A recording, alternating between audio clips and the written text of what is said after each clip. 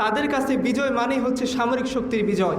তাদের কাছে বিজয় মানে হচ্ছে কিছু নিরস্ত্র নিরপরাধ মানুষের উপরে হত্যাযজ্ঞ চালিয়ে লাশের উপরে নৃত্য করার বিজয়। যাদের কাছে বিজয় মানেই হচ্ছে কোনো নিরস্ত্র ভূখণ্ডকে দখল করে সেখানে জোর করে কুফরি শাসন চাপিয়ে দেওয়ার বিজয়। দাড়ি টুপি আছে, পাগড়ি আছে, জব্বা আছে, কিন্তু দিলের ভিতরে আমার শিরক আছে। দিলের ভিতরে আমার আল্লাহ সুবহানাহু ওয়া তাআলার মুখাপেক্ষিতা নেই, দুনিয়ার মুখাপেক্ষিতা আছে। দিলের ভিতরে আমার চাকরির পোস্ট পদবীর ভয় আছে, কিন্তু আল্লাহ আমাকে ধরবেন, আল্লাহ আমার হিসাব দিবেন, আল্লাহ আমাকে জিজ্ঞাসা করবেন, সেই ভয় আমার নেই। আফসোস, সেই ভয় আমাদের কবে আসবে? দিলের মধ্যে আছে দুনিয়ার গোলামি, তোমার দিলের মধ্যে আছে দুনিয়ার বরত্ব, তোমার দিলের মধ্যে আছে আমেরিকার বরত্ব, তোমার দিলের মধ্যে আছে ইসরায়েলের বরত্ব। তোমার এই কথা, তোমার এই বক্তৃতা, তোমার হাতে দিয়ে কী আসে যায়? কি লাভ ছিল এই জীবন নিয়ে? কি লাভ এই যৌবন নিয়ে? কি লাভ এই বিলাসিতা নিয়ে? কি লাভ এই প্রোগ্রাম নিয়ে? যদি আমাদের প্রোগ্রাম, আমাদের দিনী কাজ, আমাদের পদক্ষেপ সে আল্লাহ মুখে আমাকে না করে। আলহামদুলিল্লাহ ওয়াসসালাতু ওয়াসসালামু আলা রাসূলিল্লাহ ওয়া আলা আলিহি ওয়া সাহবিহি আজমাইন। সারাদিনের কথা শুনতে শুনতে আপনারা কি ক্লান্ত হয়ে গেছেন? শুনতে পারবেন তো ইনশাআল্লাহ? আচ্ছা, এরপরে আরও ইনশাআল্লাহ আমাদের শ্রদ্ধাভাজন জ্ঞানগর্ভ ভাইয়েরা বক্তব্য রাখবেন। ইনশাআল্লাহ আপনাদের প্রতি অনুরোধ শেষ পর্যন্ত থাকবেন ইনশাআল্লাহ। আচ্ছা, যারা দাঁড়িয়ে আছেন একটু কষ্ট করে বসে যান ইনশাআল্লাহ, তাহলে আলোচনাটা একটু দেখতে সুন্দর লাগবে ইনশাআল্লাহ। আচ্ছা, দুনিয়া যদি আমাদের সামনে প্রশ্ন রাখে যে মুসলমান হিসাবে তোমাদের কাছে কি আছে, যেমন একটা সময় আমাদেরকে বলা হতো পৃথিবীর মধ্যে সবচেয়ে বড় পরাশক্তির একটা হচ্ছে কি,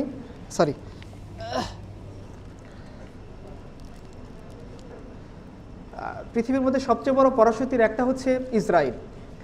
তাদের কাছে মার্কাভা ট্যাঙ্ক আছে, যেটার দাম আমরা জানি 3.5 কত ডলার? 3.5 billion dollar. আচ্ছা, এরপরে আমাদেরকে দুনিয়া বলতো আমেরিকার কথা। আমেরিকার কাছে কি আছে? কি আছে? পারমাণবিক বোমা। কে বলছেন? ভয় পাওয়ার কারণ নাই, ওটা আপনাকে মারবে না ইনশাআল্লাহ, জুড়ে বললেও। আচ্ছা, তো আমেরিকার কাছে পারমাণবিক বোমা আছে। আরও রাশিয়ার কাছে কত বড় বড় ট্যাঙ্ক আছে। হ্যাঁ, ইভেন আমরা যে দেশ থেকে ভাগ হয়েছি সে পাকিস্তানের কাছে অনেকগুলো পারমাণবিক শক্তি আছে। আর আমাদের পাশে যে আমাদের যে রাষ্ট্র, তাদেরও পারমাণবিক শক্তি আছে। অ্যাজ এ মুসলিম হিসেবে, মুসলিম কান্ট্রি হিসাবে, বা মুসলিম দেশগুলোর দিকে খেয়াল করেন, যারা নিজেদেরকে মুসলিম দেশ বলে দাবি করে, তাদের কাছে আলটিমেট বলার মতো কিছু নাই। না সেটা অর্থনৈতিক দিক থেকে তাদের কিছু আছে, না সামরিক দিক থেকে বা পলিটিক্যাল দিক থেকে তাদের কোনো অবস্থান আছে। কিন্তু তাদের একটা জিনিস আছে যেটা না আমেরিকার আছে, না রাশিয়ার আছে, না হিন্দুস্তানের আছে, না দুনিয়ার অন্য কোনো কুফফার শক্তির আছে। সেটা কি? হাফিজ জালান্দারি তার একটা কবিতার মধ্যে খুব সুন্দর করে এই প্রশ্নের উত্তরটা দিয়েছেন। তিনি বলেছেন যে উধার দুনিয়া হ্যায় और दुनिया के बंदे और इधर मेरा खुदा है और मैं हूँ। বলছে তুমি যে দুনিয়ার কথা আমাকে বললা যে তাদের পারমাণবিক শক্তি আছে, তাদের মিসাইল আছে, তাদের মার্কাভা ট্যাঙ্ক আছে, সব কিছু আছে, কিন্তু মনে রেখো তাদের কিন্তু আল্লাহ নেই। ওদিকে দুনিয়া এবং দুনিয়ার বান্দা যারা রাত দিন দুনিয়ার গোলামি করে, তাদের কাছে বিজয় মানে হচ্ছে সামরিক শক্তির বিজয়। তাদের কাছে বিজয় মানে হচ্ছে কিছু নিরস্ত্র নিরপরাধ মানুষের উপরে হত্যাযজ্ঞ চালিয়ে লাশের উপরে নৃত্য করার বিজয়। যাদের কাছে বিজয় মানেই হচ্ছে কোনো নিরস্ত্র ভূখণ্ডকে দখল করে সেখানে জোর করে কুফরি শাসন চাপিয়ে দেওয়ার বিজয়। মনে রেখো, ওদিকে একদল দুনিয়া পূজারী, দুনিয়ার গোলাম, দুনিয়ার বান্দা, আর এদিকে আমি আর আমার খোদা। আর তোমার যে অবস্থা, হাফিজ জালান্দারি বলতেছেন যে না পুছো হাল মেরা और कुछ ना पूछो कि तस्लीम व रिज़ा है और मैं हूँ। হাফিজ ऐसी फलाकत के दिनों में फ़कत शुक्र खुदा है और मैं हूँ। বলতেছে তুমি আমাকে বলতেছো যে আমি গরিব মানুষ, দিনহীন মানুষ, আমার কাছে কিচ্ছু নেই, বলার মতো আমার একটা গাড়ি নেই, আমার ব্যাংক ব্যালেন্স নেই, টাকা নেই, কিন্তু মনে রেখো আমার দিলের ভিতরে আল্লাহ তাআলার শুকরিয়া আছে, যেটা কাফেরদেরকে নেই। যে হাফিজ তুমি গরিব হালতের মধ্যে কিভাবে চলো, যে তুমি তো দিন আনতে দিন খাও, তোমার নুন আনতে পান্তা ফুরিয়ে যায়। হাফিজ জালান্দারি বলতেছে তুমি জানো না যে আল্লাহর লেখা তকদিরের উপরে আমার সন্তুষ্টি আছে আর আমি আছি। দুনিয়ার কোনো শক্তির কাছে যে জিনিসটা নেই, দুনিয়ার কোনো পরাশক্তির কাছে যে পাওয়ারটা নেই, দুনিয়ার কোনো পরাশক্তির কাছে যে আশ্রয়টা নেই, সেই অসহায়, এই নিপীড়িত, নির্যাতিত মুসলিম উম্মার কাছে রয়েছে। সেটা কি? আল্লাহ সুবহানাহু ওয়া তাআলা। দুনিয়ার যে সমস্ত পরাশক্তিরা আমাদের উপর দিয়ে প্লেন চালায়, দুনিয়ার যে সমস্ত পরাশক্তিরা আমাদের উপরে মিসাইল নিক্ষেপ করে, দুনিয়ার যে সমস্ত পরাশক্তিরা আমাদেরকে পেলে জেলে পুরে রাখে, ওই পরাশক্তি দিন শেষে কোনো মাওলা নাই, আমাদের মাওলা আছে। সেই পরাশক্তি দিন শেষে যদি তার সামনে অস্ত্র না থাকে, সে ভয় কাঁপতে থাকে। সেই পরাশক্তি যদি তার কাছে কোনো পরাশক্তির আশ্রয় না থাকে, সে ভয়ে কাঁপতে থাকে। সেই পরাশক্তি যদি তার সামনে ক্ষমতা না থাকে, তো সে লেজ গুটিয়ে পালাতে বাধ্য হয়। সেই পরাশক্তি যদি কোনো মোল্লার ছবি দেখে, তো তার অন্তরের মধ্যে কম্পন শুরু হয়ে যায়। আর এই যে আমরা দরিদ্র, নিপীড়িত, দীনহীন, কিচ্ছু নেই, এই লোকগুলো যখন ওই পরাশক্তির সামনে, পরাশক্তি যখন তাকে মারার জন্যে মিসাইল নিক্ষেপ করে, তার দেহকে ক্ষত বিক্ষত করে দেয়, ওই পরাশক্তির ড্রোন যখন তাকে ভিডিও করার জন্য যায়, তখন এই নিপীড়িত, নির্যাতিত, নিষ্পেষিত মুসলিম উম্মার ইয়াহিয়া সিনওয়ার মৃত্যুর আগে সে লাঠি দিয়ে ওই পরাশক্তিকে পরাজিত করার জন্য যুদ্ধ চালিয়ে যায়। কিসের বলে? পরাশক্তির কাছে মার্কাবা ট্যাঙ্ক আছে, পরাশক্তির কাছে আল্লাহ নেই। পরাশক্তির কাছে মিসাইল আছে, পরাশক্তির কাছে আল্লাহ নেই। পরাশক্তির কাছে দুনিয়ার তাকত আছে, পরাশক্তির কাছে রহমান, সেই রহমানের দয়া নেই। সে রহমান, সেই গফফার, সে সাত্তার, সে রহিম, সে রহমান। আল্লাহ সুবহানাহু ওয়া তাআলা হচ্ছেন আমাদের শক্তি, আমাদের কেন্দ্র, আমাদের পাওয়ার, যাকে কেন্দ্র করে এই দুনিয়ার সকল নিয়ম, আমরা, আমি, আপনি, এই অনুষ্ঠান, আমাদের সকল কার্যক্রম নিয়ন্ত্রিত হয়। আফসোস আমাদের জন্যে, আফসোস সেই মুসলিম উম্মার জন্যে, যে উম্মাকে রাসূলুল্লাহ সাল্লাল্লাহু আলাইহি ওয়াসাল্লাম জামাতের মধ্যে রেখে গেলেন। তিনি যখন মারা যাচ্ছেন সাল্লাল্লাহু আলাইহি ওয়াসাল্লাম, পর্দা ওঠানো হয়েছে। পর্দা ওঠানোর পর তিনি দেখতেছেন আবু বকরের নেতৃত্বে মুসলিম উম্মা নামাজ পড়তেছেন। রাসূলুল্লাহ সাল্লাল্লাহু আলাইহি ওয়াসাল্লাম খুব খুশি হয়ে গেছেন। তো তিনি বলছেন, পর্দা নামিয়ে দাও। তার মৃত্যুর যন্ত্রণা শুরু হয়ে গেছে, তিনি চলে যাচ্ছেন দুনিয়া ছেড়ে। লাস্ট মুহূর্তে যখন ক্রিটিক্যাল মোমেন্ট থাকে জীবনে, আমরা কী মনে করি? মনের মধ্যে কী আসে আমাদের চিন্তায়? যে ভাই, আমার তমুক জায়গায় টাকা পাওনা আছে, এগুলি একটু উদ্ধার করে দিও। বা আমি আমার বিবিকে রেখে যাচ্ছি, সন্তান একটা কেবলমাত্র হয়েছে, আমার ওয়াইফ কী খাবে, কী করবেন? অসহায়, তার বয়স, রাসূলুল্লাহ সাল্লাল্লাহু আলাইহি ওয়াসাল্লাম যখন মারা যাচ্ছেন, আম্মা জান আয়েশার বয়স 18, মাত্র 18 বছর বয়সের কিশোরী ওয়াইফকে রেখে তিনি দুনিয়া থেকে চলে যাচ্ছেন। রাসূলুল্লাহ সাল্লাল্লাহু আলাইহি ওয়াসাল্লাম যখন দুনিয়া থেকে চলে যাচ্ছেন, তখন তারই সামনে তার প্রাণপ্রিয় দুইজন নাতি হাসান এবং হুসাইন আছেন, যাদের ব্যাপারে সাহাবায়ে কেরাম রাদিয়াল্লাহু আনহুম যখন এই হাসান হুসাইনের মাথাকে নিয়ে যাওয়া হয়েছে ইয়াজিদের সামনে, বিদায় ওয়ান নিহায়াতে লেখা আছে, ইয়াজিদ লাঠি দিয়ে ওই মাথার উপরে খোঁচা দিচ্ছিল আর বলতেছিল হুসাইনের মাথা। তখন একজন সাহাবী তিনি বলতেছিলেন যে, ইয়াজিদ, তুমি হুসাইনের মুখ থেকে তোমার লাঠি সরিয়ে নাও। আমি নিজে কতবার দেখেছি যে রাসূলুল্লাহ সাল্লাল্লাহু আলাইহি ওয়াসাল্লাম এই হুসাইনের মুখের উপর চুমু খাচ্ছেন, আর আজকে সেই হুসাইনের মুখের উপর লাঠি দিয়ে তুমি অদ্ভুত প্রকাশ করতেছো, লাঠি সরিয়ে নাও। সেই প্রাণপ্রিয় নাতি হাসান রাদিয়াল্লাহু আনহু, সাহাবায়ে কেরাম বলছেন যে রাসূলুল্লাহ সাল্লাল্লাহু আলাইহি ওয়াসাল্লাম নামাজে গেছেন, মাথা উঠাচ্ছেন না কেন? মাথা উঠাচ্ছেন না? একজন সাহাবী হুট করে মাথা উঠিয়ে দেখেন রাসূলুল্লাহ সাল্লাল্লাহু আলাইহি ওয়াসাল্লাম মাথার উপরে হাসান রাদিয়াল্লাহু আনহু বসে আছেন, যার কারণে আল্লাহ সাল্লাল্লাহু আলাইহি ওয়াসাল্লাম সেজদা থেকে মাথা উঠাচ্ছেন না। সেই হাসান জীবিত আছেন, সেই হুসাইন জীবিত আছেন। রাসূলুল্লাহ সাল্লাল্লাহু আলাইহি ওয়াসাল্লাম যাকে নিজের কলিজার টুকরো বলেছেন, সেই ফাতিমা রাদিয়াল্লাহু আনহা জীবিত আছেন। রাসূলুল্লাহ সাল্লাল্লাহু আলাইহি ওয়াসাল্লামের 9 জন স্ত্রী তারা জীবিত আছেন। কিন্তু রাসূলুল্লাহ সাল্লাল্লাহু আলাইহি ওয়াসাল্লাম যখন দুনিয়া থেকে চলে যাচ্ছেন, তিনি একটাই কথা বলতেছেন যে, দেখো উম্মতেরা, তোমরা আমার শেষ উপদেশগুলো স্মরণ রাখো, তোমরা আসসালাত নামাজকে ঠিক রাখো, নামাজকে ঠিক রাখো, আর তোমরা তোমাদের অধীনস্থদের দিকে খেয়াল রাখো। রাসূলুল্লাহ সাল্লাল্লাহু আলাইহি ওয়াসাল্লাম ওই অবস্থায় আমাদেরকে লক্ষ্য করে উপদেশ দিয়ে যাচ্ছেন, যে অবস্থায় মানুষ সাধারণত সমস্ত তার যে আকলি শক্তি সেটা হারিয়ে ফেলে মৃত্যুর যন্ত্রণার ভিতরে।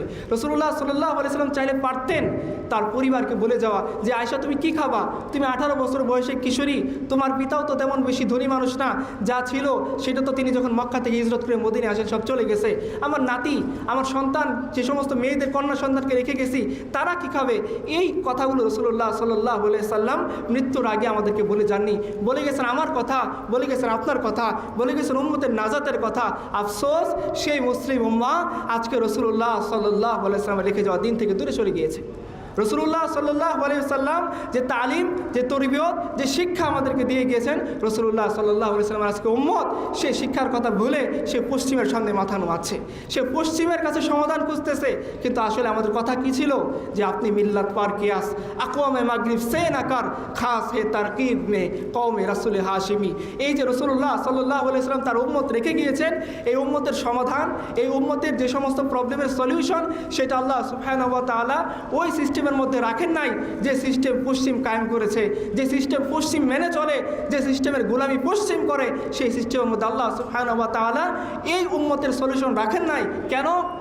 কারণ এক বন্দেগি খুদাই, এক বন্দেগি গদাই, ইয়া বান্দায়ে খুদা বান, ইয়া বান্দায়ে জামানা। ইকবাল বলেছেন যে তুমি যে দুনিয়ার দিকে ছুটতেছো আল্লাহ সুবহানাহু ওয়া তাআলাকে পিছনে ফেরে তোমার ক্যারিয়ারের দিকে, তোমার ক্ষমতার দিকে, তোমার দাপটের দিকে, তোমার বিসিএসের দিকে, মনে রেখো এটা হচ্ছে দুনিয়ার গোলামি, দুনিয়ার বন্দেগি, দুনিয়ার ইবাদত। আর তোমার সামনে দুইটা অপশন আল্লাহ সুবহানাহু ওয়া তাআলা রেখেছেন। এক বন্দেগি হচ্ছে আল্লাহর, যেখানে কোনো ধরনের শিরকের স্থান নেই।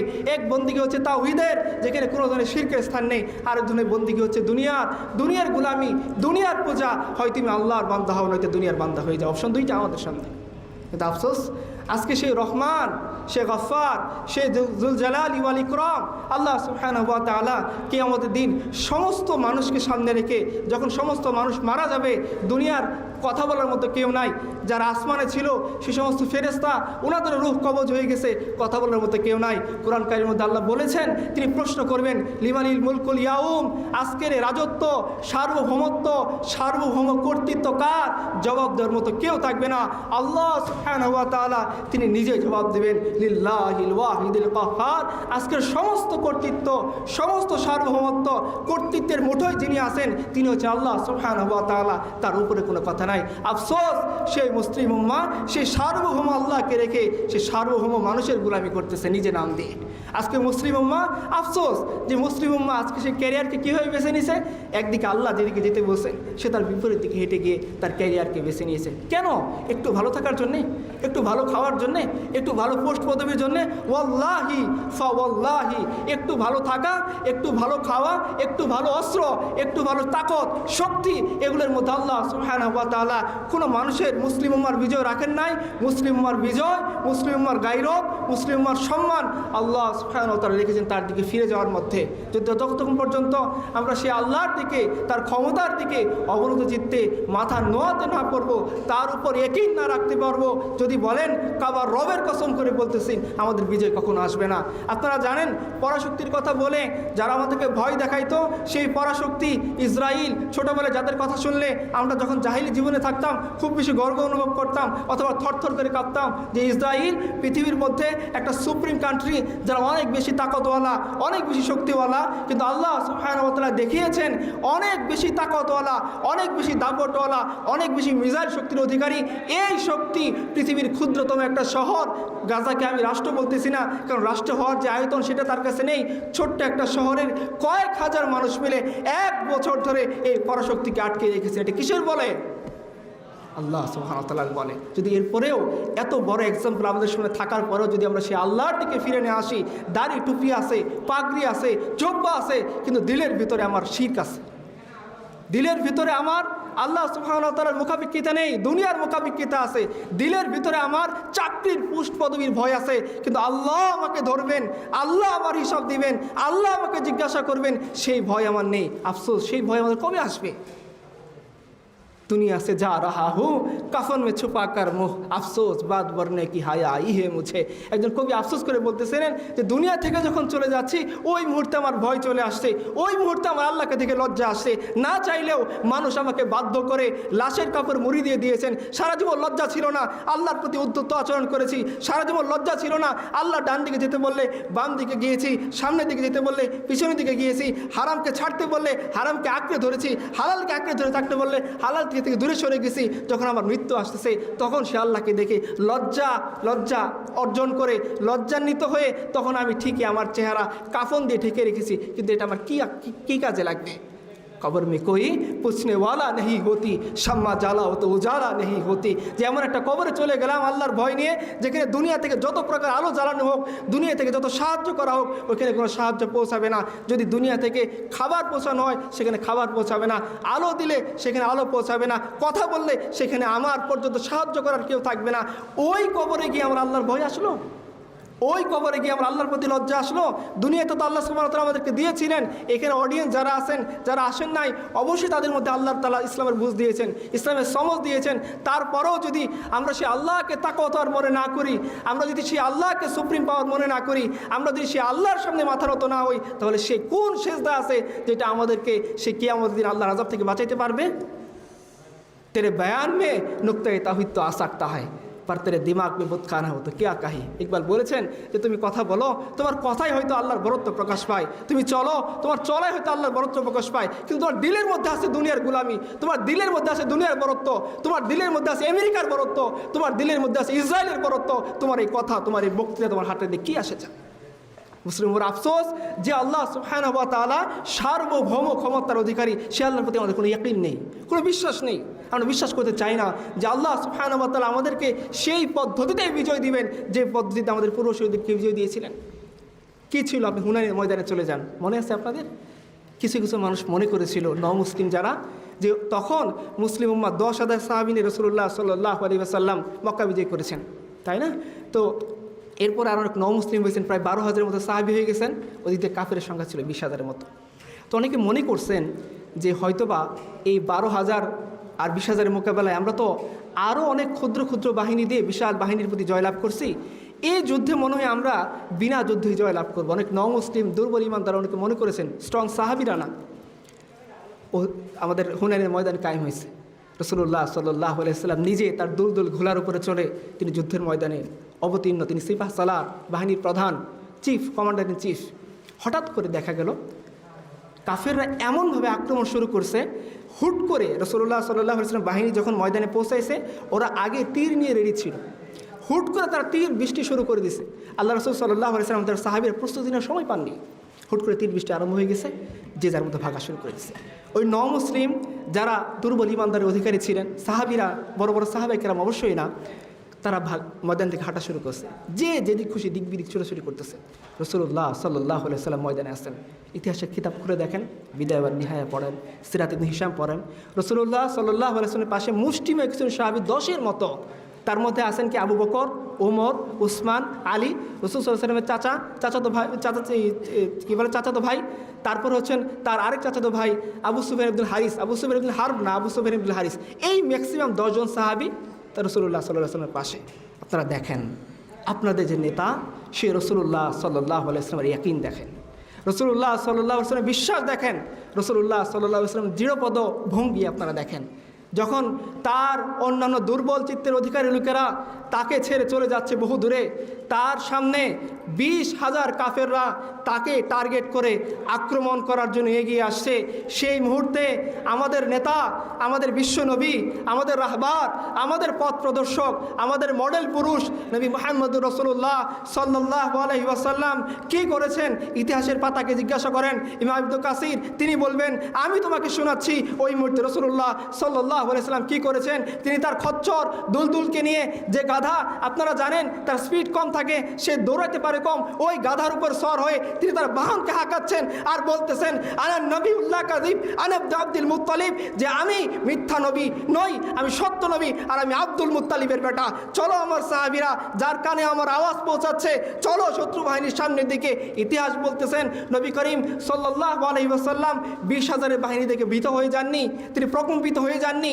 তার অনেক সাথী তাকে ছেড়ে দূরের দিকে চলে যাচ্ছে, এটা দেখে তিনি ময়দান ছেড়ে পালাননি, তিনি বরঞ্চ তার দুলদুলকে হাঁকিয়ে সামনের দিকে এগিয়ে যাচ্ছেন, পড়তেছেন কবিতা, জাগরণী সঙ্গীত। আপনারা জানেন রাসূলুল্লাহ সাল্লাল্লাহু আলাইহি ওয়াসাল্লাম তার জীবনের মধ্যে খুব কমই ছন্দবদ্ধ কথা ব্যবহার করছেন, কিন্তু সেই হুনাইনের প্রান্তর ছিল এমন একটা প্রান্তর যেখানে আপনারা রাসূলুল্লাহ সাল্লাল্লাহু আলাইহি ওয়াসাল্লামের সেই ইয়াকিনের, সেই সাহসিকতার দৃষ্টান্ত খুঁজে পাবেন। যখন শত্রু বাহিনী তাকে টার্গেট করে মারার জন্য এগিয়ে আসতেছে, যখন শত্রু বাহিনী তাকে আঘাত করার জন্য টার্গেট করে এগিয়ে আসতেছে, যখন তার সাথে 10 জনের বেশি সাহাবায়ে কেরাম নেই, তখন ওই মুহূর্তে আমাদের নবী সাল্লাল্লাহু আলাইহি ওয়াসাল্লাম সেই এক আল্লাহর উপর ভরসা করে এগিয়ে যাচ্ছেন। কারণ রাসূলুল্লাহ সাল্লাল্লাহু আলাইহি ওয়াসাল্লাম জানেন যে আল্লাহ সুবহানাহু ওয়া তাআলা তাকে ওয়াদা দিয়েছেন যে আল্লাহ সুবহানাহু ওয়া তাআলা এই দিনকে অবশ্যই বিজয়ী করবেন, এই দিনকে অবশ্যই নবীজির মাধ্যমে গালেব করবেন। নবী সাল্লাল্লাহু আলাইহি ওয়াসাল্লাম ততক্ষণ পর্যন্ত দুনিয়া থেকে আল্লাহর কাছে যাবেন না যতক্ষণ না জাজিরাতুল আরবের বুকে আল্লাহর দিন কায়েম হচ্ছে।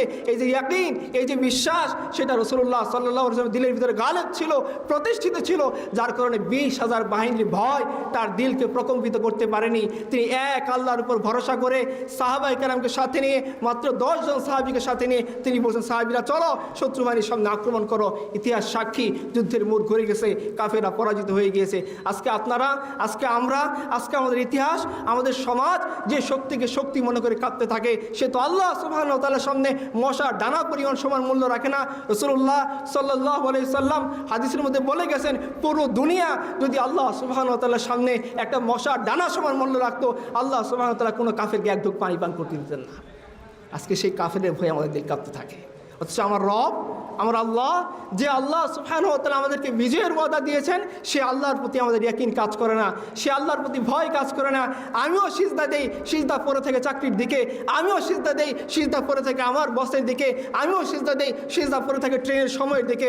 আমার রব, যে আল্লাহ সুবহানাহু ওয়া তাআলা বলেছেন যে, ও বান্দা, নামাজ আমি এবং তোমার মধ্যে ভাগাভাগি করে নিয়েছি। তুমি পড়তেছো আলহামদুলিল্লাহি রাব্বিল আলামিন, রহমানের কাছ থেকে জবাব আসতেছে, আমার বান্দা আমার প্রশংসা করতেছে। তুমি পড়তেছো আর রহমানি রহিম, রহমানের পক্ষ থেকে জবাব আসতেছে, আমার বান্দা আমার গুণগান করতেছেন। আপনি যখন শেষে গিয়ে শেষ করলেন গায়রিল মাগদুবি আলাইহিম ওয়ালাদ-দাল্লিন, আল্লাহ বলতেছেন যিনি 7 আসমানের রব, 7 জমিনের রব, আমার আপনার রব, সমস্ত আরশ কুরসির রব, তিনি বলতেছেন যে, আমার বান্দা তুমি যা চাইছো তা দিয়ে দেওয়া হয়েছে, তোমার সমস্ত দোয়া কবুল করে ফেলা হয়েছে। সেই আল্লাহর সামনে সেজদা দিচ্ছি, দিল পড়ে আছে কোথায়? और उन्होंने भी सजदा किया, पर इस सजदा का अजब अंदाज है, इन्होंने वो सजदा किया जिस पर खुदा का नाज है। আমরা ওরকম সেজদা করতে পারিনি। চলে যান আপনাদের লিডার হুসাইন রাদিয়াল্লাহু তাআলার কাছে।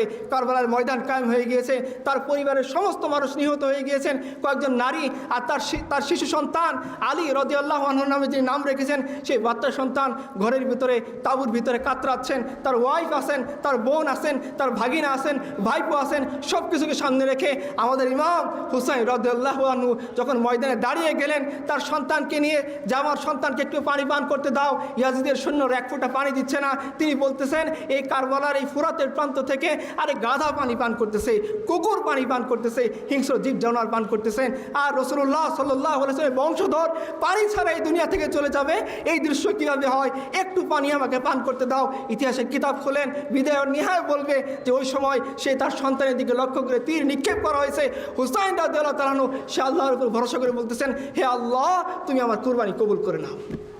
অনেকে তো সেজদা করে, হুসাইন সেজদায় পড়ে গেছেন, ইয়া আল্লাহ, আমার বংশধরকে সামনে নিয়ে তোমার দিনের রক্ষার জন্য এগিয়ে আসছি, তুমি আমার কুরবানি কবুল করো। আমিও সেজদা করি, হুসাইনও সেজদা করে। হুসাইনের সেজদা আর আমার সেজদার মধ্যে ফারাক আপনি চিন্তা করে দেখেন।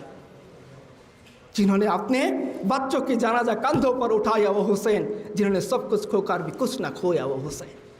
সব কিছু বিলীন করে দিয়েছেন আল্লাহর জন্যে, এরপরে যিনি পরাজিত হন নাই তিনি হোসেন। আর আজকে আমি আপনি আল্লাহর প্রতি সে সার্বভৌমত্বের বিশ্বাসকে হারিয়ে ফেলে এমন অপদস্থ জাতিতে পরিণত হয়েছি যে আজকে কাফির মুশরিকরা আমাদের গোনাই ধরে না।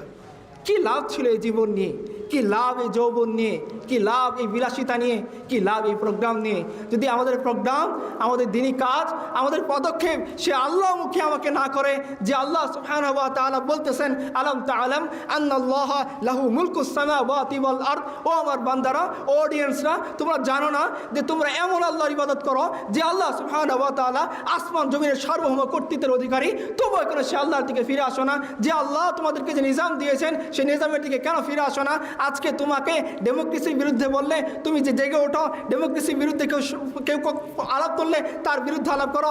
আল্লাহর বিরুদ্ধে যখন আলাপ হয় তখন তুমি কেন আলাপ তুলো না? যখন রসুলের বিরুদ্ধে আলাপ হয় তখন তুমি কেন আলাপ তুলো না? তোমার ক্যারিয়ার ভার্সেস দিন, তোমার অবস্থান ভার্সেস দিন, তোমার টাকা পয়সা ভার্সেস দিন, যখন দিনের সাথে ক্যারিয়ারের সংঘর্ষ, দিনের সাথে টাকা পয়সার সংঘর্ষ, দিনের সাথে নিজের অবস্থানের সংঘর্ষ, তখন তুমি কেন আমার দিনের ছায় আশ্রয় নেও না? আর এটা তো সেই দিন যে দিন বদরের ময়দানে 313 জনের বিপরীতে 1000 জনের মোকাবেলায় বিজয় এনে দিয়েছেন। এই দিন তো সেই দিন যে দিন হুনাইনের ময়দানে 12,000-এর মোকাবেলায় 20,000 ছিল, আল্লাহ সুবহানাহু ওয়া তাআলা বিজয় এনে দিয়েছেন। আর এই দিন তো সেই দিন আহজাবের যুদ্ধের মধ্যে 3,000-এর মোকাবেলায় 10,000 ছিল শেষ পর্যন্ত। আপনারা জানেন, ইতিহাসের কিতাব বলতেছে যে কাফেররা তাদের যে ড্যাগ ছিল, তাদের তাবুত ছিল, এগুলো নিয়ে তারা পালিয়ে যেতে বাধ্য হয়েছে। এটা কি সেই দিন না?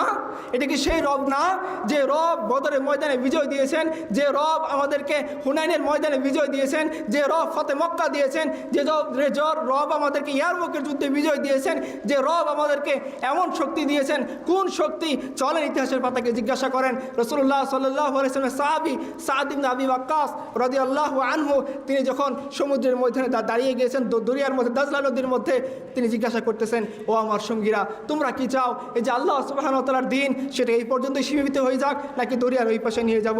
সমস্ত সাহাবীরা, তার সঙ্গীরা, তার অধীনস্থরা বলতেছেন, না আমাদের লিডার, আমরা এখানে আল্লাহর দিনকে খতম করব না, আমরা দরিয়ার পরেও ওর পরেও দিনকে নিয়ে যাব, কিন্তু আমাদের যাওয়ার মতো কোনো পোল নাই, কোনো যাওয়ার মতো সাঁকো নাই, কোনো নৌযান নাই, আমরা কীভাবে যাব? ওই মুসলিমদের আমির সাদ ইবনে আবি ওয়াক্কাস বলতেছেন, সে আল্লাহর উপরে ভরসা করো, ঘোড়াকে চালাও। ইতিহাসের কিতাব সাক্ষী। না না না, আমি কোনো বানোয়াট কাহিনী আপনাদেরকে বলতেছি না, আমি কোনো টিভি সিনেমার গল্প আপনাদের সামনে বলতেছি না, আমি হুমায়ুন আহমদের লেখা কোনো উপন্যাস আপনাদের সামনে বলতেছি না, আমি সেই কাহিনী বলতেছি যে কাহিনী নবী মুহাম্মদ রাসূলুল্লাহ সাল্লাল্লাহু আলাইহি ওয়াসাল্লামের সঙ্গী তার উম্মতের সাথে ঘটছে। তারাও উম্মত, আমরা উম্মত, কান খাড়া করে শুনি সেই ঘটনার শেষ বিন্দু কোথায় গিয়ে দাঁড়ায়। রাসূলুল্লাহ সাল্লাল্লাহু আলাইহি ওয়াসাল্লামের সাহাবীরা যখন তারা সেই ঘোড়া নিয়ে দাজলা নদী পার হয়ে গেলেন, তো দেখা গেল ঘোড়ার একটা খুরও সে দাজলা নদীর পানিতে ডুবে নাই। আল্লাহ সুবহানাহু তাদেরকে পার করে দিয়েছেন। ইকবাল সে কথাকে স্মরণ করে বলেছেন, দাস্তু দাস্তে দরিয়া ভি না ছোড়ে হামনে, বেহের জুলমত পে দৌড়া দিয়ে ঘোরে হামনে। আরে জমিন তো দূরের কথা, আমরা তো পানিকেও ছাড়ি নাই, পানির উপরে আমরা ঘোড়া দৌড়িয়ে দিয়েছি। এই যে সাহাবাই কেরাম কিসের উপর ভিত্তি করে তার পানির উপর ঘোড়া ছুটিয়ে দিয়েছেন? ব্রিজের উপর ভিত্তি করে, শাকুর উপরে বেস করে, নাকি নৌজানের উপর ইয়াকিন করে? না ভাই, নৌজানের উপর ইয়াকিন করে না, ব্রিজের উপরে ইয়াকিন করে না, কোনো দুনিয়ার তাকতের উপর ইয়াকিন করে না, এক আল্লাহর উপর ইয়াকিন করে তারা তাদের ঘোড়াকে দরিয়ার বুকে চালিয়ে দিয়েছেন। ফলে কি হয়েছে? ফলে যখন দেখতেছিল শত্রু বাহিনী, এরা কারা যারা দরিয়ার বুকে ঘোড়া চালিয়ে এই পাশে চলে আসতেছে, ওরা বলতেছে, খবরদার এই বাহিনীর সাথে যুদ্ধ করে বিজয় লাভ করার স্বপ্ন দেখো না। এরা এমন বাহিনী যাদেরকে না আসমান আটকাইতে পারবে, না জমিন আটকাইতে পারবে, না দুনিয়ার কোনো শক্তি তাদেরকে আটকাইতে পারবে। এই দৃশ্য দেখার পরে কাফেররা ময়দান ছেড়ে ভেঙে চলে গিয়েছে। এটা কোন শক্তি ছিল আমাকে বলেন প্রিয় ভাইরা? আমেরিকার শক্তি? এটা কি রাশিয়ার শক্তি? এটা ইসরায়েলের শক্তি? এটা মিসাইল পাওয়ারের শক্তি? না ভাই, এটা মিসাইল পাওয়ারের শক্তি না, এটা দুনিয়ার তাকত না, এটা মার্কাবা ট্যাঙ্কের শক্তি না, এটা ড্রোনের শক্তি না, এটা সেই শক্তি যার জবাব আমরা এক পাহাড়ি মোল্লার কাছে যাই। পাহাড়ি মোল্লাকে গিয়ে সবাই যখন বোঝাচ্ছিল যে আপনি যে ভাইকে আশ্রয় দিয়েছেন সেই ভাইকে যদি আপনি আশ্রয় না তুলে দেন আমেরিকার হাতে, তাহলে আপনার যে ইমারত আল ইসলামিয়া সেটাকে তারা তছনছ করে দিবে। তারা ওয়াদা করেছে 6 মাসের মধ্যে ইমারত বলে কিছু থাকবে না, একেবারে মাটির সাথে মিশিয়ে দেবে। সেই পাহাড়ি মোল্লা কান খাড়া করে শোনেন, তিনি সাহাবীদের শতাব্দীর মানুষ নন, তিনি আমাদের শতাব্দীর মানুষ। যে শতাব্দীর মধ্যে আমি আপনি বসবাস করতেছি, তারও তো জওয়ানি ছিল, তারও তো যৌবন ছিল, তারও তো দুনিয়া ছিল, তারও তো পরিবার ছিল, তারও ইমারত ছিল, তারও ক্ষমতা ছিল, আপনার আমার তো বেশি ছিল। আমরা 57,000 বর্গমাইল গর্ববোধ করি, তার বর্গমাইলে হয়তো আমাদের চেয়ে বেশি ছিল। এই পাহাড়ি মোল্লা রহমতুল্লাহি আলাই তিনি বলতেছিলেন, আরে শুনে রাখো, যারা আমাকে বুঝাইতে আসছো যে এই ভাইকে যদি আমি শত্রুর হাতে তুলে না দেই তাহলে তারা আমি ইমারতকে ঘুরিয়ে দেবে, আরে শোনো, ওই শত্রুরা ওয়াদা করেছে তারা 6 মাসের মধ্যে ইমারত ঘুরিয়ে দেবে, আর আমার রব ওয়াদা করেছেন আমাকে তিনি বিজয় করবেন। আমি দেখতে চাই কার ওয়াদা সত্য হয়। আরে ভাই, তো আমাদেরই শতাব্দীর মানুষ। সব কথা বাদ দেন, সাহাবায়ে কেরাম তো বহুত দূরের কথা, তাদের ইয়াকিনের সামনে যদি আমাদেরকে দাঁড় করানো হয় মিসমার হয়ে যাবে সমস্ত অহংকার। তাদের সামনে যদি দাঁড় করিয়ে দেওয়া হয় মিসমার হয়ে যাবে সমস্ত আমল। তাদের সামনে যদি দাঁড় করিয়ে দেওয়া হয় বলার মতো কোনো কিছু থাকবে না। এই পাহাড়ি মোল্লা রহমতুল্লাহি আলাই তার সামনে যদি আমাদেরকে দাঁড় করিয়ে দেওয়া হয়, বলেন সে জবাবটা কি হবে? কি হবে সে জবাবটা? যে আল্লাহ সুবহানাহু ওয়া তাআলার সামনে আমরা দিতে পারবো? আল্লাহ সুবহানাহু ওয়া তাআলার সামনে বলতে পারবো? আল্লাহ বলবেন, একদিকে আমি আমার তাকুতের কথা বর্ণনা করছিলাম যে দুনিয়ার সমস্ত শক্তি আপনারা চলে যান রাসূলুল্লাহ সাল্লাল্লাহু আলাইহি সাল্লামের কাছে। হিজরতের আগে তাকে ধরার জন্য সমস্ত কাফের ঐক্যবদ্ধ হয়ে গেছে, সে ঘটনা আপনারা জানেন। তার ঘরকে আক্রমণ করা হয়েছে। দুনিয়ার সমস্ত হিসাব, দুনিয়ার সমস্ত ক্যালকুলেশন বলতেছে এই মুহূর্তে নবী সাল্লাল্লাহু আলাইহি সাল্লাম বাঁচা সম্ভব না। কারণ আবু জেহেল বুদ্ধি করে সমস্ত বড় বড় গোত্র থেকে ছেলে পেলে বাছাই করে এনে মুহাম্মদ সাল্লাল্লাহু আলাইহি ওয়াসাল্লামের ঘরকে আক্রমণ করেছে। এখন দুনিয়ার সমস্ত হিসাব বলতেছে আজকে নবী সাল্লাল্লাহু আলাইহি ওয়াসাল্লাম খতম হয়ে যাবে। রাসূলুল্লাহ সাল্লাল্লাহু আলাইহি ওয়াসাল্লাম এই নিয়ে মোটেও চিন্তিত নন।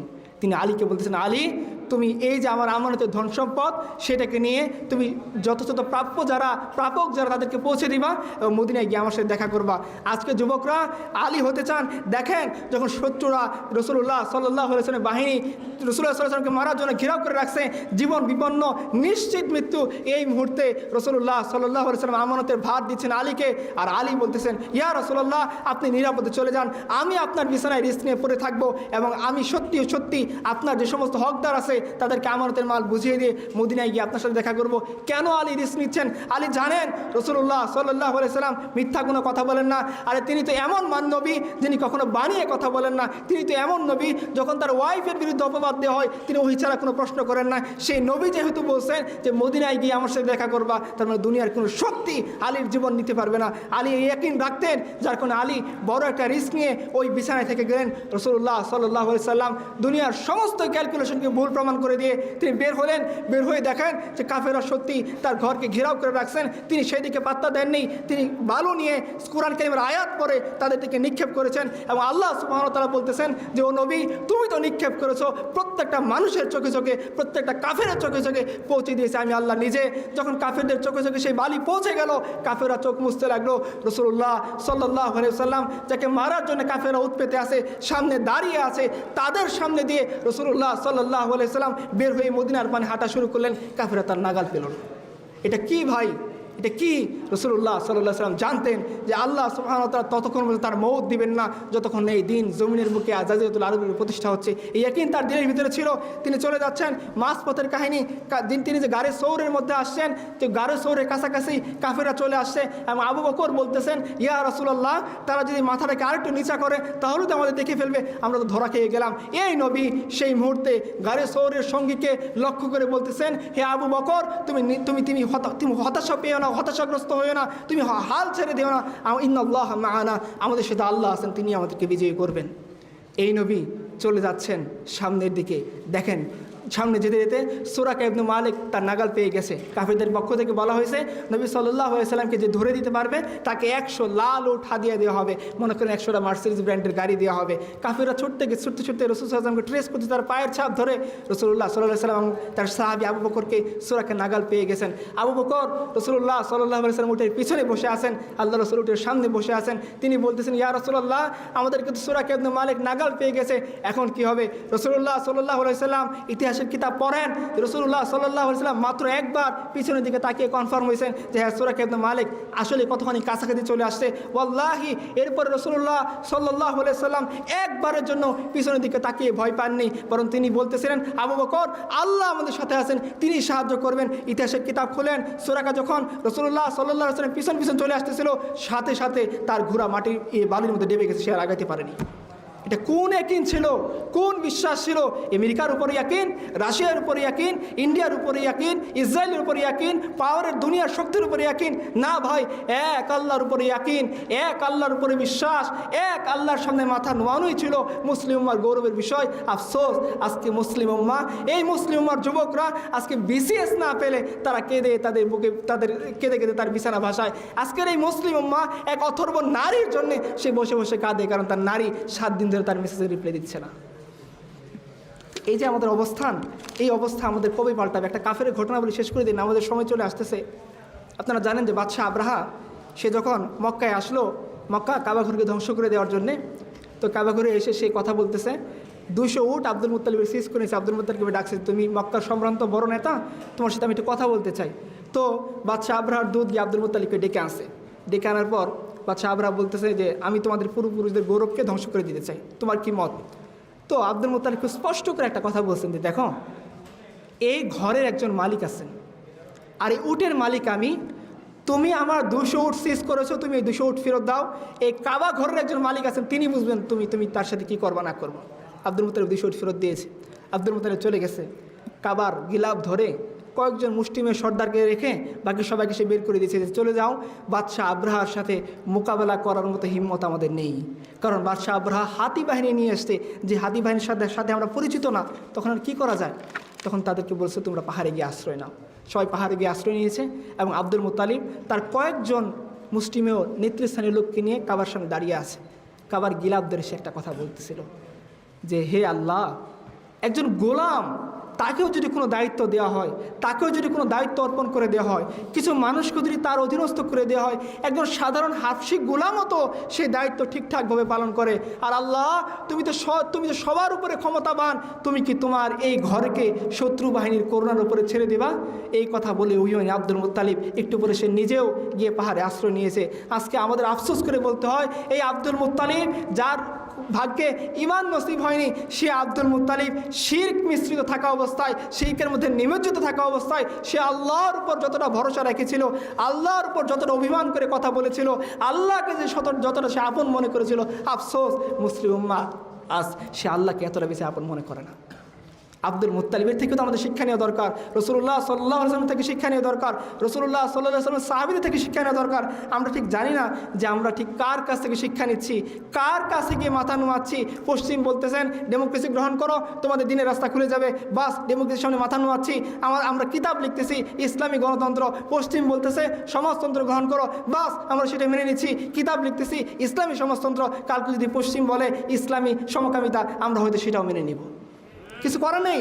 পশ্চিমের দিকে যেভাবে আমরা তাকিয়ে আসি, পশ্চিমকে যেভাবে রব মানিয়ে নিয়েছি, আমাদের আবার চিন্তা করা দরকার যে না না ভাই, একমাত্র আমাদের রব হচ্ছেন আল্লাহ, যিনি আসমান জমিনের সার্বভৌম ক্ষমতার অধিকারী। তার কুরসি কত বড়! আল্লাহ বলতেছেন, বান্দারা শুনে রাখো, ওয়াসিয়া কুরসিয়ুস সামাওয়াতি ওয়াল আরদ, তিনি এত বড় সত্তা যার কুরসি সমস্ত আসমান জমিনকে পরিব্যাপ্ত করে আসে। আর শোনেন, হাদিসের কিতাব থেকে ঘটনা শোনেন, হাদিস বলতেছে আমরা যে প্রথম আসমান দেখি, এটা দ্বিতীয় আসমানের তুলনায় ছোট্ট একটা ফুটবলের মতো বা ছোট্ট একটা আংটির মতো। দ্বিতীয় আসমান তৃতীয় আসমানের তুলনায় এরকম ছোট্ট আংটির মতো, চতুর্থ আসমান তৃতীয় আসমানের তুলনায় এরকম ছোট্ট আংটির মতো, এবার সপ্তম আসমান প্রথম আসমানের তুলনায় কিছুই না। এরপরে আরশ, কুরসি, এর ঊর্ধ্বে যিনি, তিনি হচ্ছেন রব্বে করিম, আমাদের রব, আমাদের মালিক, আমাদের মাবুদ, আমাদের পাল্লেওয়ালা। ওই পাহাড়ি মোল্লার কাছে চলে যান, তাকে বলা হয়েছে যে তোমাদেরকে তো আমেরিকা ওয়াদা দিয়েছেন যে তারা ড্রোন দিয়ে তোমাদেরকে ধ্বংস করে দেবে। পাহাড়ি মোল্লারা বলেছিল, আরে ভাই, এই ড্রোন কি আল্লাহর আরশের উপরে না আল্লাহর আরশের নিচে? বলছে এই ড্রোন আল্লাহর আরশের নিচে চলে। বলছে তাহলে আমার কোনো ভয় নাই। যে ড্রোন আল্লাহর আরশের নিচে চলে, সেই ড্রোন কীভাবে আল্লাহর সাথে মোকাবেলা করবে? আপনি চলে যান বনু কুরাইজা যুদ্ধের মধ্যে, যখন রাসূলুল্লাহ সাল্লাল্লাহু আলাইহি ওয়াসাল্লামের সাহাবীরা বনু কুরাইজা যুদ্ধে বিজয়ী হয়েছেন, এখন তাদের মাসলা আসছে যে তাদের যত সব বালেগ ছিল তাদের উপর মৃত্যুদণ্ড কার্যকর করা হবে ইসলামী খিলাফতের বিরুদ্ধে বিদ্রোহ করার কারণে, রাসূল সাল্লাল্লাহু আলাইহি ওয়াসাল্লামের সাথে গাদ্দারি করার কারণে। তখন সেই ইহুদি সর্দার হুয়াই ইবনে আখতাব একটা কথা বলেছিল, বলছে দেখো মুসলিমরা, তোমাদের সামনে পরাজিত হয়েছি, সে আফসোস আমার নেই, আমার শুধু একটাই আফসোস যে আমরা আল্লাহর বিরুদ্ধে লড়াই করছি। আর যারা আল্লাহর বিরুদ্ধে লড়াই করে তারা কখনো জয়ী হতে পারে না। আজকে মুসলিম উম্মাহ তাদের অ্যাটিটিউড দিয়ে, আজকে মুসলিম উম্মাহ তাদের লাইফস্টাইল দিয়ে, আজকে মুসলিম উম্মাহ তার মানহাজ দিয়ে, আজকে মুসলিম উম্মাহ তার কথা কাজ, তার চাকরি দিয়ে, সব কিছু দিয়ে সে আল্লাহর বিরুদ্ধে আচরণ করতেছে। আর বলতেছেন আল্লাহ কেন আমাকে বিজয় দেন না? আর বলতেছেন কেন আমরা নির্যাতিত? আর বলতেছেন কেন আমরা মাজলুম? ভাই, আমরা মাজলুম না, সাময়িক পরীক্ষা আমাদের উপর আসতে পারে। আমরা হীনবল না, সাময়িক পরীক্ষা আমাদের উপর আসতে পারে। সাহাবা কেরামের উপর পরীক্ষা আসছিল, তারাও পরীক্ষা দিয়ে পাশ করেছেন, তারাও পরীক্ষা দিয়ে সামনে এগিয়ে গিয়েছেন, তারাও আল্লাহর সামনে শাহাদাতের নজরানা পেশ করেছেন। কিন্তু এমন শতাব্দী হয়তো পাওয়া যাবে না যে সাহাবা কেরাম আল্লাহর দিনকে ছেড়ে দিয়ে কোনো শক্তিশালী, ক্ষমতাবান, কোনো পরাশক্তির সামনে মাথা নুয়াইছেন। বরং আমরা ইতিহাসের মধ্যে পাই, সাহাবাই কেরাম ইতিহাসের বড় পরাশক্তি রুস্তমের সামনে গিয়ে বলতেছেন, তোমার সামনে অপশন তিনটা। বলছে কি? বলছে ইসলাম কবুল করো, শান্তিতে থাকবা। বলছে পারবো না। ঠিক আছে, তোমার সামনে 2 নম্বর অপশন, তুমি আমাদের অধীন হও, জিজিয়া দাও, আমাদের অধীনে চলে আসো, নিরাপদে থাকবা। রুস্তম বলতেছে পারবে না। বলছে 3 নম্বর অপশন, এই তলোয়ার আমার এবং তোমার মধ্যে সমাধান করবে। কই কিসের ভয়? কিসের ভয় ছিল তাদের মধ্যে? কিসের কি ছিল? কিছুই ছিল না। তারা যিনি গেছেন রবি ইবনে আমর, আমাদের পিতা, চলে যান, দেখেন তিনি যখন ঢুকতেছেন, প্রহরীরা বলতেছে তোমাকে ঢুকতে দেবো না, তোমার পোশাক স্মার্ট না, তোমার ঘোড়া স্মার্ট না, তুমি আসছো ভাঙ্গা একটা সোয়ারি নিয়ে, তলোয়ারও ঠিকঠাক নেই। রবি ইবনে আমর বলতেছিলেন আমার কোনো ঠেকা পড়ে নেই যে আমি গিয়ে তোমার সেনাবাহিনী, তোমার সেনাপ্রধানের সাথে দেখা করব। তোমার সেনাপ্রধান আমাকে খবর দিয়েছেন আটকাই দাও, আমি এখান থেকে চলে যাব তাড়াতাড়ি। রুস্তম বলতেছিল তাকে আসতে দাও। আমাদের পিতা রবি ইবনে আমর রাদিয়াল্লাহু আনহু ওই ভাঙা রোগাক্রান্ত তার গাধা নিয়ে সেটা নিয়ে চলে গেছেন, ভাঙা তলোয়ার নিয়ে সেটা নিয়ে ঢুকে গেছেন। সে তার গায়ে ছেঁড়া জামা ছিল, সেটা নিয়ে তিনি ঢুকে গেছেন। ঢুকে কী করেছেন? লাল গালিচা যেটা বিছানো ছিল, সে ইরানের কিসরা কায়সারের ধন সম্পদের কথা আপনারা জানেন, কি পরিমাণ গর্জিয়াস হতে পারে সেটা আপনারাই কল্পনা করেন। সেই গালিচাকে ফুরু করে তিনি তলোয়ারকে গেঁথে সেখানে ঘোড়া বাঁধছেন, রুস্তমের চেয়ারের উপর দিয়ে পাড়া দিয়ে গিয়ে রুস্তমের চেয়ারের সামনে বসছেন, বসে তিনি প্রস্তাবনা দিয়েছেন। এইটা হচ্ছে পুরুষত্ব, এইটা হচ্ছে বিশ্বাস, এইটা হচ্ছে ইয়াকিন। এই জন্য কবি বলেছেন শাহকে তাকাব্বুর সে ভি দবকর না রাহা হুঁ মে আখির কিস বার গায়ে খাস কা গাদা হুঁ মে। আগের যদি আমি এই সমস্ত পরাশক্তিকে দেখে ভয় করি তাহলে আমি কোন আল্লাহর গোলাম, কোন আল্লাহর দরবেশ, কোন আল্লাহর বান্দা? যে আল্লাহর সার্বভৌম ক্ষমতা আমার দিলের ভিতরে ভয় সৃষ্টি করতে পারে না, যে আল্লাহর সার্বভৌম ক্ষমতা আমার দিলের ভিতরে কাঁপন সৃষ্টি করতে পারে না, যে আল্লাহর সার্বভৌম ক্ষমতা আমার দিলের ভিতরে বিশ্বাস সৃষ্টি করতে পারে না, সেই আল্লাহর বন্ধন দিকে আমি করি? আমার অ্যাটিচিউড সেটা প্রমাণ করে না। আল্লাহ সুবহানাহু ওয়া তাআলা আমাদেরকে সে আল্লাহর দিকে ফিরে আসার তৌফিক দান করুক, যে আল্লাহ আসমান জমিনকে বানাইছেন এবং তিনি ক্লান্ত হন নাই, যে আল্লাহ আমাদেরকে বানাইছেন তিনি ক্লান্ত হন নাই, যে আল্লাহ কখনো নিদ্রা যান না, যে আল্লাহ কখনো ঘুমান না, যে আল্লাহ কখনো ছুটির দরকার পড়ে না, তিনি কখনো কর্মবিরতি নেন না, সেই সার্বভৌম সুপ্রিম ক্ষমতার অধিকারী সেই আল্লাহ সুবহানাহু ওয়া তাআলার দিকে আমরা যতক্ষণ পর্যন্ত ফিরে না আসবো আমাদের পক্ষে কখনোই বিজয় অর্জন করা সম্ভব না। মঙ্গলদের সময়ে একবার একজন শাইখ তার কিছু বকরি চড়াচ্ছিলেন, তো মঙ্গলদের যে প্রধান ছিল তার মেয়ে তাকে বলতেছে যে তোমরা তো একসময় সম্মানিত ছিলা, তোমরাই তো বলো ইসলাম মানলে পরে তোমাদেরকে আল্লাহ সুবহানাহু ওয়া তাআলা বিজয়ী করবেন, কই এখন তো দেখতেছি মঙ্গলরা তোমাদের হালাকু খান তোমাদের উপর রাজ করতেছেন, তাহলে কোথায় সেই ইসলাম যেটার কথা তোমরা বলো যেটার মাধ্যমে তোমাদের বিজয় আসবেন? তখন ওই শাইখ মঙ্গল কন্যাকে বলতেছিল যে আরে দেখো তোমরা তো জানো যে যখন একটা রাখাল অনেকগুলো ছাগল চড়ায় সেই সাথে করে একটা কুকুর নিয়ে যায়। বলছে কেন কুকুর নিয়ে যায় জানো? বলছে হ্যাঁ তো জানি, যখন এই ভেড়াগুলো পাল ছেড়ে দূরে চলে যায় তখন কুকুরের দায়িত্ব হলো ওই ভেড়াকে বলে আক্রমণ করে দৌড় দিয়ে তাকে পালের ভিতরে আনা। বলছে তোমরা হচ্ছে কুকুর আর আমরা হচ্ছে সেই ভেড়ার মতো যাদেরকে আল্লাহ সুবহানাহু ওয়া তাআলা তোমার মতো কুকুরদের দ্বারা আমাদের দিনের দিকে আনবেন এবং ইনশাআল্লাহ আমরা তোমার দিনের উপরে আমাদের দিন বিজয়ী হবে। তো আমরা আল্লাহ সুবহানাহু ওয়া তাআলার দিনের দিকে যদি ফিরে আসতে পারি তখন আল্লাহ সুবহানাহু ওয়া তাআলা আমাদেরকে বিজয় দান করবেন। এছাড়া যত পথ যত মত যত সুন্দর করে আমাদের সামনে উপস্থাপন করা হোক, যত ইসলামের লেভেল লাগিয়ে উপস্থাপন করা হোক, ওয়াল্লাহি ফাওয়াল্লাহি আল্লাহ সুবহানাহু ওয়া তাআলা তার নবী সাল্লাল্লাহু আলাইহি ওয়াসাল্লামের পথের বাইরে, তার দিনের বাইরে, তার ইসলামের বাইরে আল্লাহ সুবহানাহু ওয়া তাআলা মুসলিমদের বিজয় রাখেননি। মুসলিমদের বিজয় একমাত্র ইসলামকে আঁকড়ে ধরে থাকার মাধ্যমে। শেষ করতেছি একটা কবিতা দিয়ে, নামাজ শেষ হয়ে গিয়েছেন। একজন কবি বলেছেন উৎশের মুজাহিদ হুশ মেয়া तामीर खिलाफत पैदा कर क्यों फिरके फिरके होता है अब एक जमात को पैदा कर कारून की दौलत टकरा दे उस्मान की दौलत पैदा कर या तो इस्लाम का नाम न ले या तो शौक़ शहादत पैदा कर और दिल से कह करा कि घबराए ना हालात बदलने वाले हैं तुम जितने हमको उलझोगे हम और मचलने वाले हैं। अस्सलामु अलैकुम व रहमतुल्लाह।